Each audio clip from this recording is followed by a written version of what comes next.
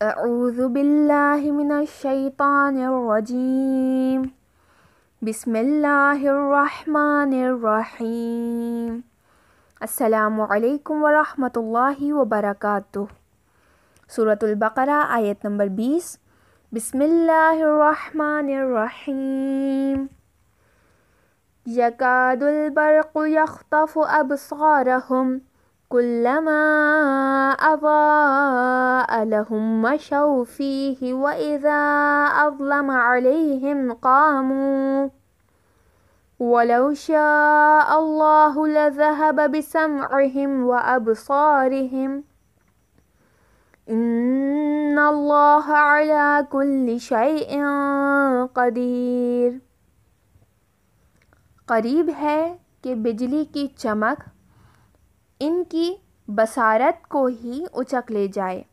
جب انہیں ذرا کچھ روشنی دکھائی دی تو اس میں کچھ دور چلنے لگتے ہیں، اور جب ان پر اندھیرا چھا جاتا ہے تو کھڑے ہو جاتے ہیں، اور اگر خدا چاہتا تو ان سے دیکھنے اور سننے کی طاقتوں کو ہی چھین لیتا۔ بے شک وہ ہر چیز پر قادر ہے۔ اس آیت میں ایک ایسی رات کے بارے میں ذکر کیا ہے جس میں آب رحمت کے ساتھ گرج، چمک، اندھیرا، اجالا سب کچھ ہو کہ مسافر ذرا روشنی کا سہارا ملے تو آگے بڑھ جائیں اور ذرا اندھیرا چھا جائے تو ٹھہر جائیں، لیکن آخرکار اس سے کوئی فائدہ نہ اٹھا سکیں۔ حالانکہ کان بھی موجود ہیں، آوازیں بھی سن سکتے ہیں، آنکھیں بھی موجود ہیں، حقائق دیکھ بھی رہے ہیں۔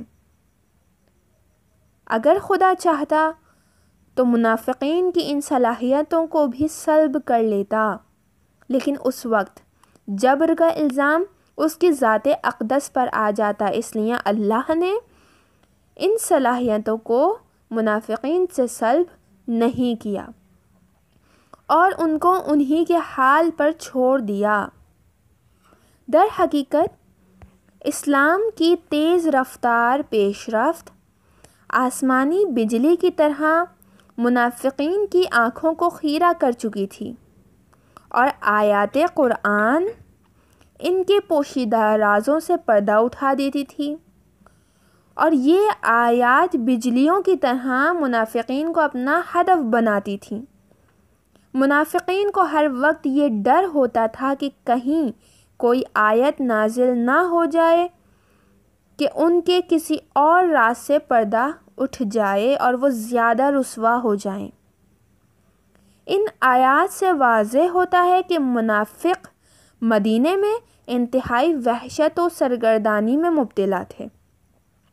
سخت لہجہ اور دو ٹوک آیات پے در پہ برق آسمانی کی طرح ان کے خلاف نازل ہوتی تھیں، اور انہیں ہر وقت احتمال رہتا تھا، یعنی یہ ڈر رہتا تھا کہ منافقین کی سرکوبی یا مدینے سے نکل جانے کا حکم صادر نہ ہو جائے۔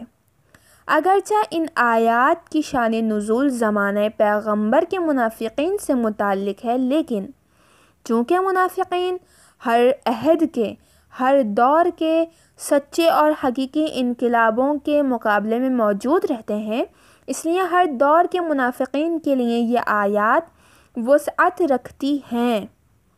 ہم اپنی آنکھوں سے ایک ایک کر کے یہ تمام نشانیاں بغیر فرق کیے اپنے زمانے کے منافقین میں دیکھ رہے ہیں۔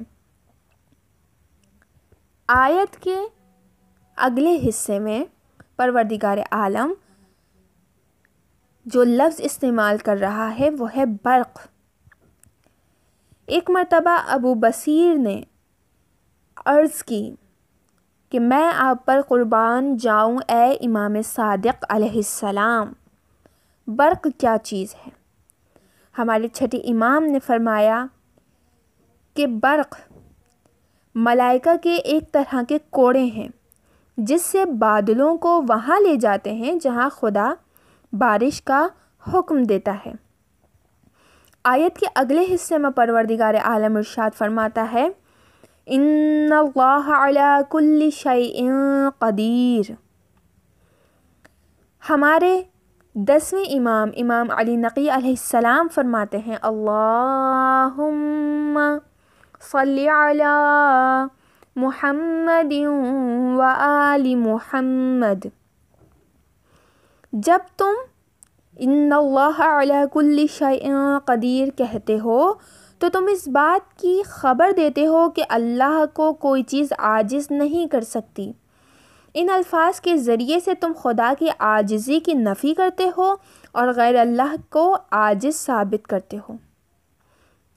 اسی آیت کے حصے میں ابو بصیر کہتے ہیں کہ میں نے امام جعفر صادق علیہ السلام سے سنا اللہم صلی علی محمد و آل محمد، کہ آپ علیہ السلام نے فرمایا ہمارا رب اس وقت بھی عالم تھا جب معلوم نام کی چیز ہی وجود میں نہیں آئی تھی، اس وقت بھی سمیع تھا جب سنی جانے والی کوئی آواز پیدا نہیں ہوئی تھی، اور وہ اس وقت بھی بصیر تھا جب دکھائی دینے والی کوئی چیز ابھی خلق ہی نہ ہوئی تھی، وہ اس وقت بھی قدیر تھا یعنی صاحب قدرت تھا جب کوئی زیر قدرت چیز عالم شہود پر نہیں آئی تھی، اور جب اس نے اشیاء کو پیدا کیا تو جو چیز معلوم تھی خدا کا علم اس پر واقع ہوا، جو چیز مسموع تھی خدا کی سماعت اس پر واقع ہوئی، جو چیز مبصر تھی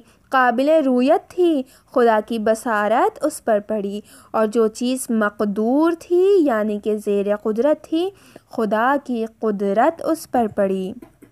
اشیاء کی خلقت سے قبل علم، سمیع، بصر اور قدرت اس کی عین ذات تھیں، یعنی کہ اللہ کی پاس یہ تمام صفات پہلے سے ہی موجود ہیں۔ اللہم صلی علی محمد و آل محمد وعجل فرجہم۔ والسلام علیکم ورحمۃ اللہ وبرکاتہ۔